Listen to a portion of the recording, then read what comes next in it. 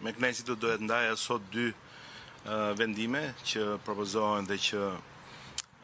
vinë në qeveri me propozimin e Ministrisë Turizmit, Kulturës dhe Sportit. Më e rëndësishmja është e para që është miratimi një vendimi qeverie që rrit ndjeshëm mbështetjen për shpërblimet, për sportistët elitarë dhe për trajnerët e tyre. Është një vendim që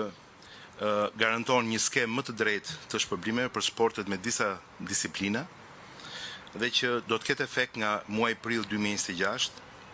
Për t'ju dhënë më shumë shifra, rritet me 75%, pra shkon nga 40% që ishte në 70% të masës së shpërblimit, mbështetja për sportet jo olimpike,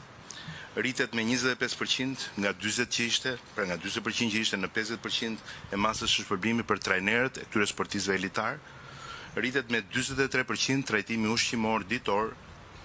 për sportistët elitar. Për të një shembull, ishte 3.500 lek mbështetja në ditë dhe shkon në 5.000 lek të reja mbështetja në ditë. Pra, ofrojmë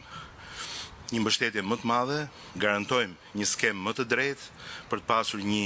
rritje të dinjitetit të sportit, për të pasur një promovim të imazhit ndërkombëtar të Shqipërisë, flamurit shqiptar në botë dhe për të motivuar gjithmonë më shumë sportistë të cilët